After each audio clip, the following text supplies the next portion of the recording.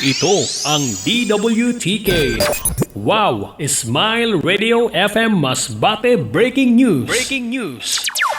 Nasa kritikal na kondisyon ang grade 10 students sa Matagangtang National High School, munisipyo San Placer, sa ininabangga sa motorbike kahapon pasado alas 10 san aga, mientras bit-bit ang puti na ingkudan na gagamiton sa kumusad sa mga completers sa junior high school.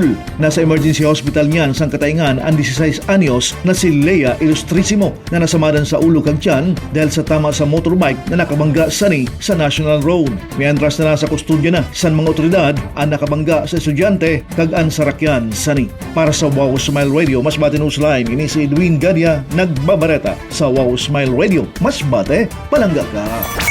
Ito ang DWTK 92.7. Wow! Smile Radio FM Masbate Breaking News. Breaking News.